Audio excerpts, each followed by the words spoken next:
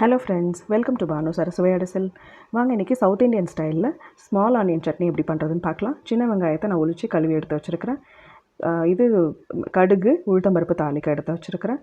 இப்போது கொஞ்சமாக புளியும் காஞ்ச மிளகாய் நம்ம காரத்துக்கு ஏற்ப எடுத்து வச்சுக்கலாம். நம்ம எந்த கலரில் நம்ம காஞ்ச மிளகாய் எந்த அளவுக்கு கலர் கொடுக்குதோ அந்த அளவுக்கு தான் இந்த சட்னியோட கலரும் வரும். இப்போது கடாயில் 2 டேபிள் ஸ்பூன் எண்ணெய் ஊற்றிக்கிட்டேன். உளுந்து போட்டு நல்லா நான் வந்து பொன்னிறமாக வறுத்து எடுத்துக்கிறேன்.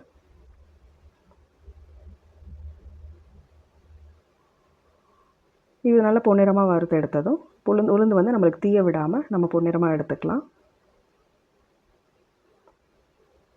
இது நல்லா வதங்கினதும் நம்ம வந்து எடுத்து வச்சுருக்கிற காஞ்ச மிளகாவை போட்டு இது சிம்மில் வச்சு தீய விடாமல் நம்ம வந்து வதக்கி எடுத்துக்கலாம். உங்களுக்கு எந்த அளவுக்கு காரம் தேவையோ அந்த அளவுக்கு நம்ம காஞ்ச மிளகாய் போட்டுக்கலாம். உங்களுக்கு கலர் தேவைன்னா நீங்கள் காஷ்மீரி ரெட் சில்லி பாதி போட்டுக்கலாம். இதில் இப்போது நான் நல்லா எடுத்து உளிச்சு கழுவி வச்சுருக்கிற சின்ன வெங்காயத்தை போட்டு நல்லா இதில் வதக்கிக்க போகிறேன். சின்ன வெங்காயம் நல்லா வதக்கி எடுத்திங்கனாலே உங்களுக்கு நல்ல டேஸ்ட் இருக்கும். எப்போவும் நம்ம வந்துட்டு தக்காளி சட்னி அந்த மாதிரி செய்கிறோம். இப்போ நம்ம சின்ன வெங்காயம் இருக்கிற சமயத்தில் நம்ம வந்து சின்ன வெங்காய சட்னி வந்து இது மாதிரி செஞ்சு சாப்பிட்டுக்கலாம். இது வந்து ஒரு நல்ல ஒரு சைட் டிஷ் வந்து இட்லி தோசைக்கெல்லாம் வந்து ஒரு நல்ல ஒரு அக்கம்பனிமெண்ட் இது. இதுக்கு வந்து நான் கொஞ்சமாக புளி சேர்த்து இதையோடு சேர்த்து நான் ஆற விட்டு நான் அரைச்சி எடுத்துக்க போகிறேன். சின்ன வெங்காயம் நல்லா வதங்குற அளவுக்கு உங்களுக்கு நல்ல டேஸ்ட் இருக்கும்.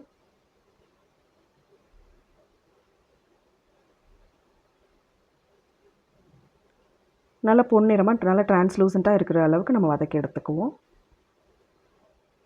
இப்போது நல்லா ஆற விட்டுட்டு நான் ஒரு மிக்ஸி ஜாரில் போட்டு இதை நல்லா அரைச்சி எடுத்துக்க போகிறேன்.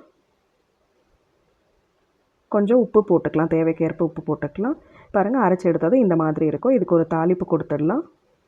இப்போது ஒரு தாளிப்பு கரண்டியில் நம்ம வந்து ஒரு டேபிள் ஸ்பூன் எண்ணெய் ஊற்றி கடுகு உளுத்தம்பருப்பு போட்டு தாளித்து இதை வந்து நம்ம தோசைக்கு இட்லிக்கெல்லாம் தொட்டுக்கலாம்.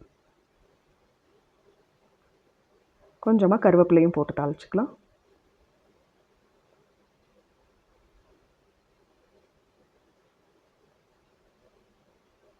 உங்களுக்கு வந்து கலர் வேணும் அப்படின்னா எனக்கு இன்றைக்கி வந்து நார்மலாக இருக்கிற ரெட் சில்லி கலரும் வெங்காய கலர்லேயும் இருக்குது. உங்களுக்கு கொஞ்சம் ஒரு ரெட்டிஷ் கலரில் வேணும் அப்படின்னா நீங்கள் வந்து காஷ்மீரி மிளகாவை கொஞ்சம் சேர்த்துக்கலாம் வதக்கும்போது. எப்படி இருக்குன்னு செஞ்சு பார்த்துட்டு எனக்கு கமெண்ட்ஸில் சொல்லுங்கள். இப்போது இந்த சட்னிக்கு ஒரு தாளிப்பு கொடுத்தாச்சு. இதை வந்து நான் இன்றைக்கி தோசையோடு சாப்பிட போகிறேன். ரொம்ப நல்லா இருந்துச்சு. நீங்களும் செஞ்சு பார்த்துட்டு எனக்கு எப்படி இருக்குன்னு கமெண்ட்ஸில் சொல்லுங்கள். மறுபடியும் அடுத்த வீடியோவில் உங்களை சந்திக்கிறேன். தேங்க்யூ.